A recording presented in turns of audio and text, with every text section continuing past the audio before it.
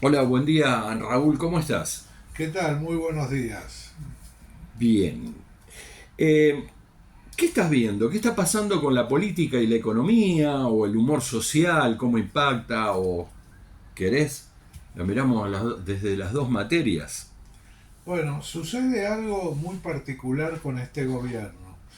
Yo estaba viendo un trabajo que hizo Analogías, Ujú. que es una encuestadora que trabaja bastante para el Instituto Patria históricamente, y ellos hicieron una pregunta que es, ¿usted cree que es necesario el sacrificio que se está haciendo, como plantea el presidente Javier Milei, para estar bien dentro de 15 o 20 años, o piensa que hay otra alternativa? Y lo interesante que es, está dividida la opinión 40-40. 40% piensa que es necesario hacer este sacrificio. Es interesante saber cómo se llega a esta situación. Cuando uno indaga en los grupos focales, se encuentra con que la gente pasó el gobierno de Mauricio Macri y se decepcionó totalmente. Pasó el gobierno de Alberto Fernández, se decepcionó totalmente. Y ahí aparece la decepción de la política. En lugar de reaccionar como se reaccionó en el 2001, con que se vayan todos, acá lo que se hizo es ejecutar el que se vayan todos a través de la elección de Javier Milei. Se elegía a Javier Milei y todo lo anterior desaparecía, se derrumbaba, se destrozaba, se le aplicaba la motosierra. Ahora bien, lo que está pasando en este momento es que, bueno, la sociedad está sufriendo un ajuste muy grande que se basa fundamentalmente en la acumulación de un proceso inflacionario con la reducción, la pérdida del valor adquisitivo del salario y el aumento de las tarifas de los servicios públicos. Y ante esa situación, solo el 40% de los encuestados llegan a fin de mes con sus ingresos habituales. El 60% restante o tiene que tomar prestado, se tiene que endeudar o tiene que usar parte de sus ahorros. Ahora bien, uno puede usar sus ahorros este mes, el mes que viene, el otro. Llega un momento que se terminan. Puede endeudarse este mes, el mes que viene, el otro. Llega un momento que nadie te presta.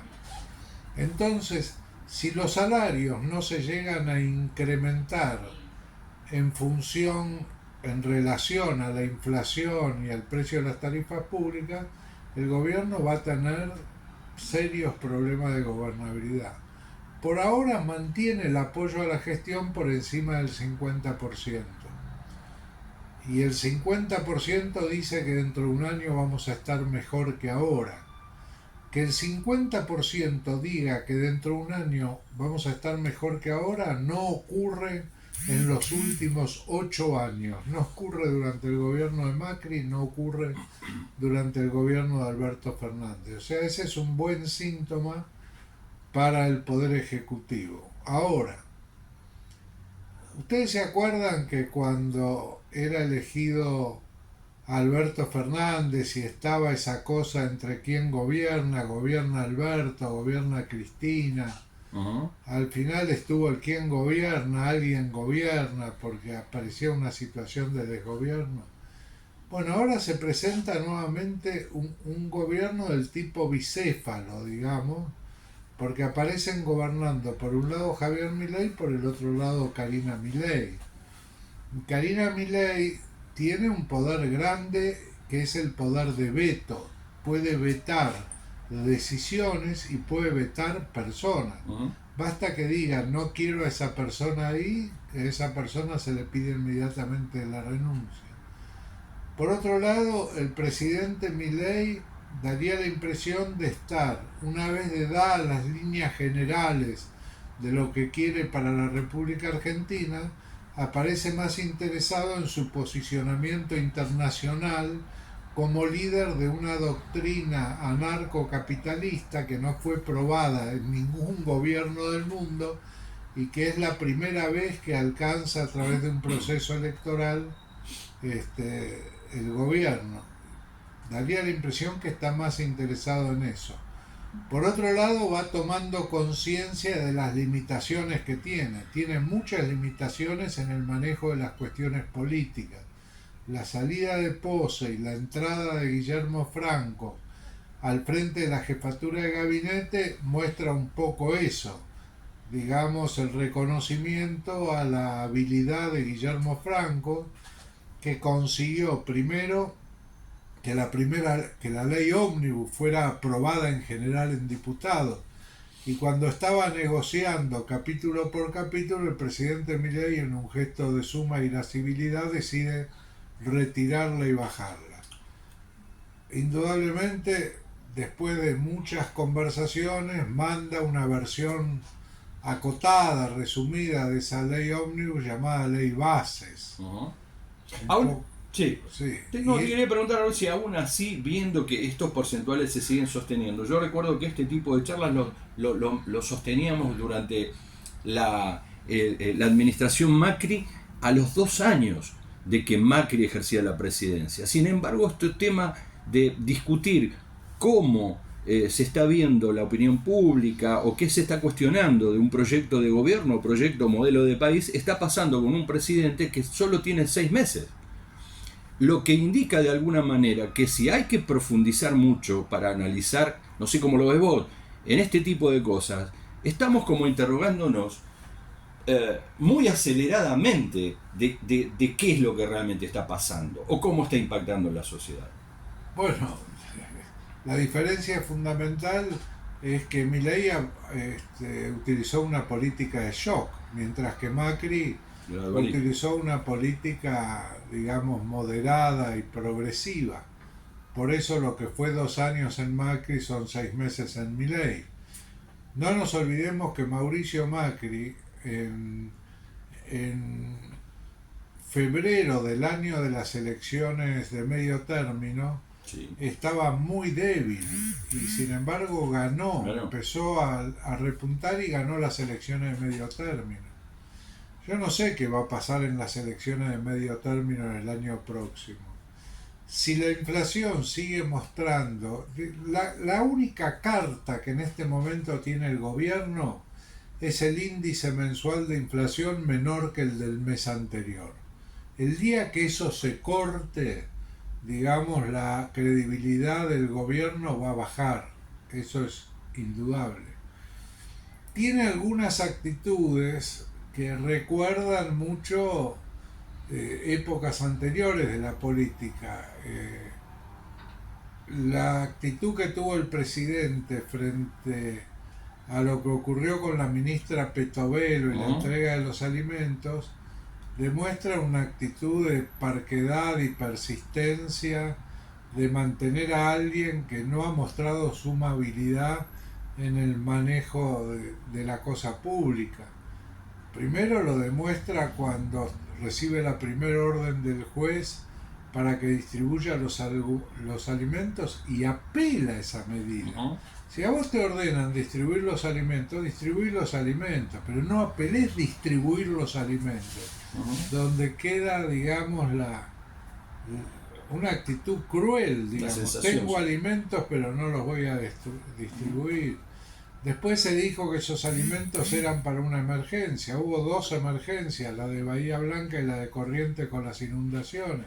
No se distribuyeron alimentos en ninguna de las 2.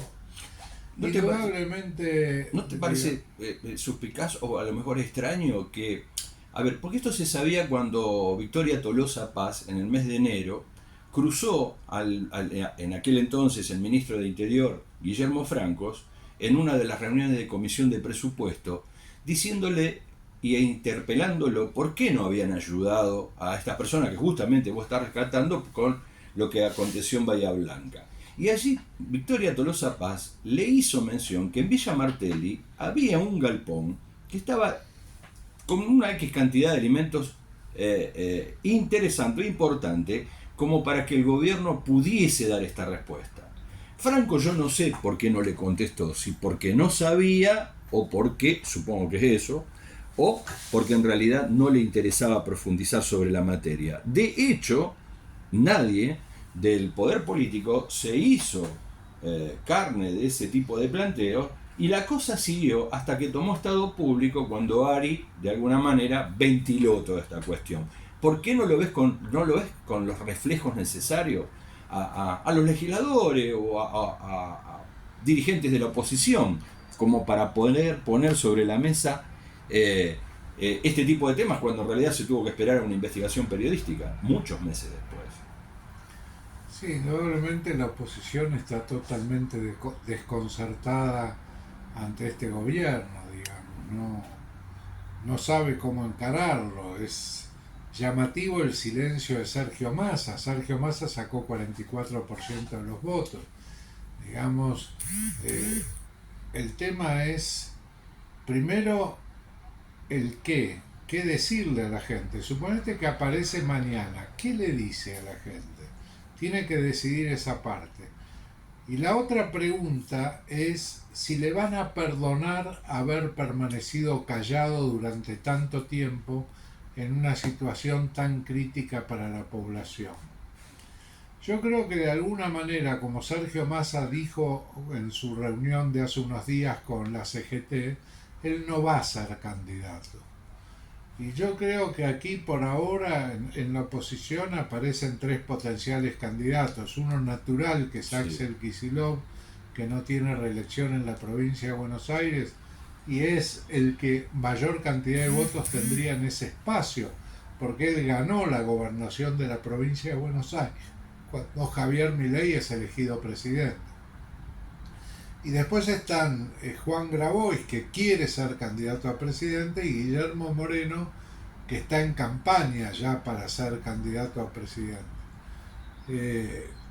Por ahora son esos tres los que se presentan con distintas características, básicamente porque Axel Kicillof tiene la responsabilidad de gobernar la provincia de Buenos Aires. Los otros dos no tienen ese nivel de responsabilidad. Y el que apareció en los papeles como más concreto adversario y opositor a la política del gobierno ha sido Juan Grabois, que hizo las denuncias, fue a la audiencia con Petovelo, se peleó en la audiencia con Petovelo, digamos, lo ha seguido hasta las últimas instancias. Es el que se está presentando como opositor. Después hay otra gente que está caminando un poco más en silencio, pero que tiene pretensiones. Uno de ellos es Martín Guzmán, digamos, que está recorriendo el país, conversando con muchísima gente. No sé si en el espacio oficialista, no sé cuál será el rol de Nacho Torres, que tiene el potencial necesario si le va bien en la gobernación como para proyectarse.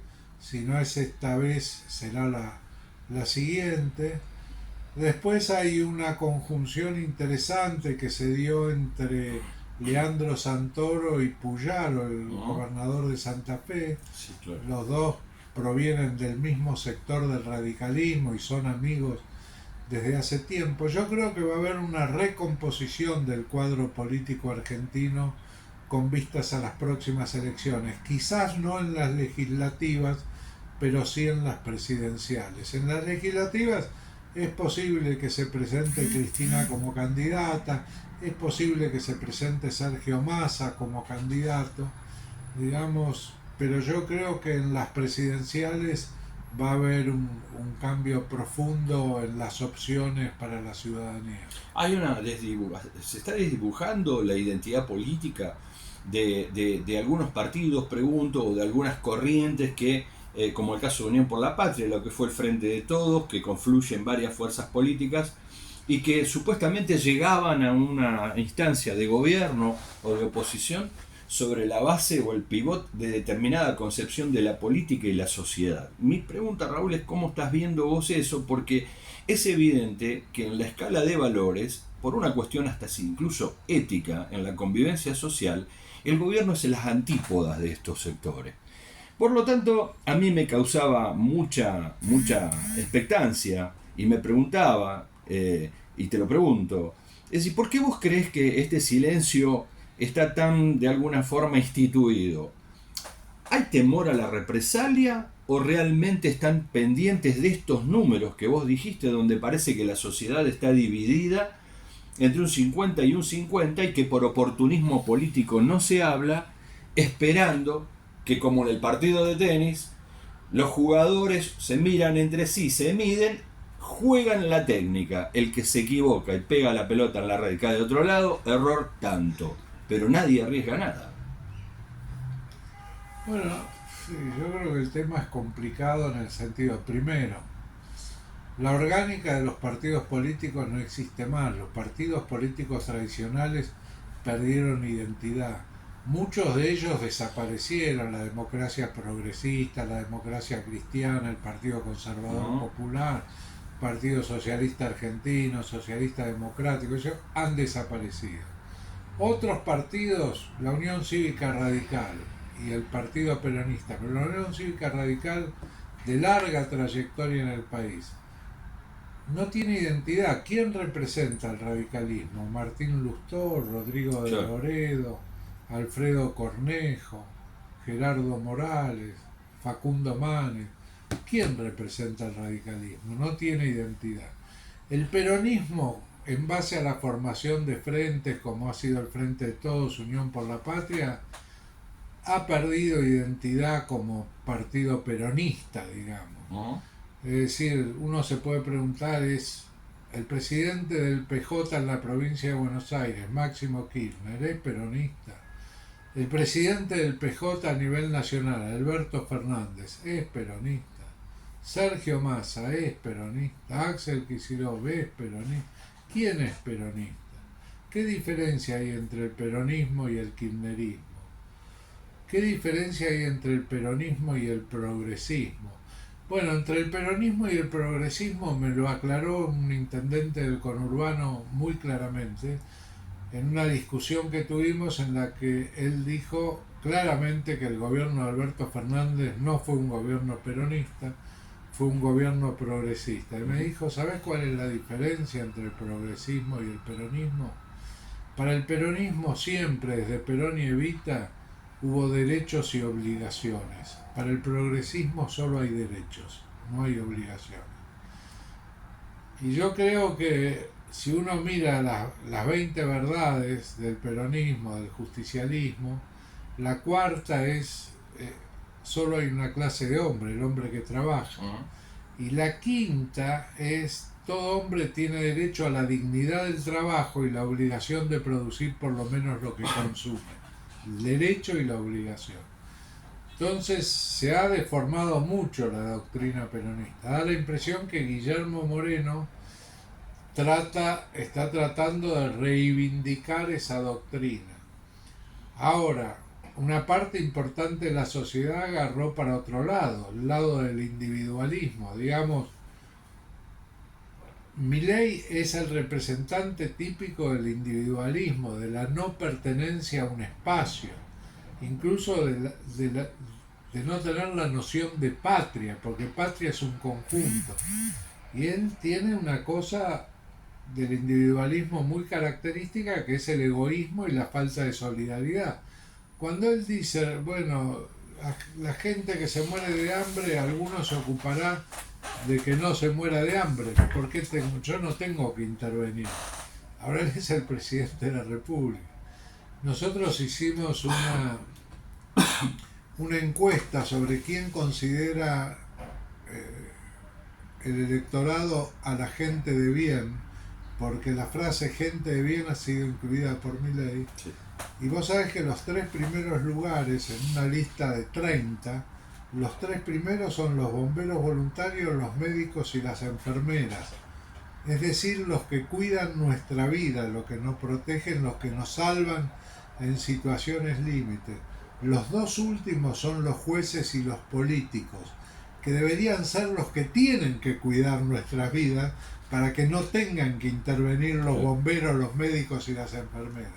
Pero bueno, eso no sucede, es una sociedad en este momento atravesada por una diferencia cultural muy grande, que inicialmente empezó siendo generacional, donde los jóvenes iban por un lado y los adultos por el otro, pero ahora está atravesando a todas las edades. Es decir, Javier Milei está teniendo éxito en su propósito, no disminuye la aprobación de gestión a su gobierno, es muy poquita la gente arrepentida, 5 o 6% arrepentida de haber votado a Milei, y la oposición no presenta ninguna alternativa. De seguir esto así, la situación de los sectores más desprotegidos de la sociedad va a ser cada vez más complicada.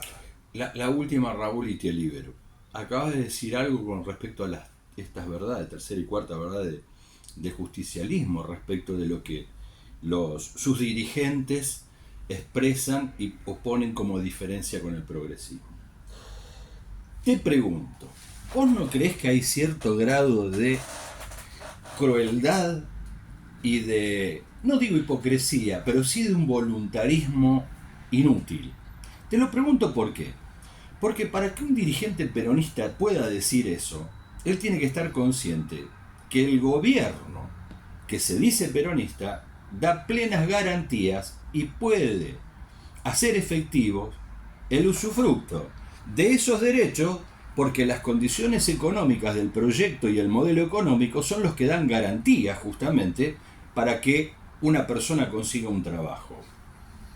Durante la presidencia de Néstor Kirchner, me decía un industrial de la Unión Industrial Argentina, cuando yo antes subía con el menemismo al taxi, me encontraba con que había una persona que me explicaba el clima, los vientos y todo lo demás, infería que se terminaba, que trataba y hablaba con una persona que era meteorólogo.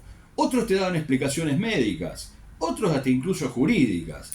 Después, con el tiempo, y pasando Néstor Kirchner, me dijo, yo no solo hice una fábrica más y le pude dar trabajo a 400 trabajadores, sino que además pude hacer un desarrollo hasta incluso fuera del país. Pero cuando las condiciones no estaban, yo no le podía dar trabajo a nadie. Pero claro, lo que estaba claro es que había un proyecto político que daba esas condiciones. Entonces mi pregunta es, ¿estos muchachos están conscientes de que a lo mejor hay algún gobierno que es filo peronista o progresista y que no está generando esas condiciones como para exigirle a una persona de que debe producir lo que consume? ¿De qué forma? ¿Cómo? ¿Cuándo? ¿Dónde? ¿Y por qué? Me parece que incurren en una situación en la cual los sectores populares o los desposeídos o los desocupados, cuando hoy entregan un currículum, saben que no hay trabajo, están expulsando gente. Hay 270.000 trabajadores menos según el CIPA y según los registros. Estos dirigentes, ¿cómo le van a hablar a la cara a aquel que es despedido y va a buscar trabajo y no encuentra dónde? ¿Por qué una sanción moral? ¿Cuál sería la pregunta? Esa, ¿por qué crees vos que se dice o crees que hay una contradicción tal en lo cual la gente lo escucha, pero dice, bueno, está todo bien, flaco, yo tengo que producir por lo menos lo que consumo, para decime dónde? Bueno, pero claro, lo que pasa, cuando volvió Perón al país, le preguntaron cómo se sale de esta situación. Y dijo, de una sola manera, trabajando 24 horas por día. Claro. Es decir, es obligación del gobierno generar las condiciones para que haya trabajo. Si el gobierno para la obra pública al 100%, claro. Mirá, incluso hay ejemplos de provincias que han decidido obra pública que faltaba poco para ser terminada, decir, bueno, ofrecerle al contratista, yo le ofrezco, en lugar de terminarla en 6 meses, terminémosla en 2 años y yo le voy pagando a lo largo de 2 años. Contratista le dice, sí, está bien, estoy de acuerdo, hagámoslo así, pero ¿quién me paga lo que me deben? Porque el gobierno no solo suspendió la obra pública, suspendió el pago de lo que debía por la obra pública realizada, por los certificados de obra ya aprobados. Entonces, no se están generando condiciones para que haya trabajo, se están generando condiciones para que haya desocupación. Bien, el gobierno se tendrá que hacer cargo de eso, y en la medida en que aparezca una dirigencia opositora que ofrezca una alternativa diferente, Porque hasta ahora lo único que hace la oposición es oponerse a lo que plantea el gobierno, pero no muestra una alternativa diferente. Entonces, cuando aparezca la alternativa diferente, la sociedad va a tener la posibilidad de elegir. Por ahora lo único que tiene es mi ley sí, mi ley no. Nada más.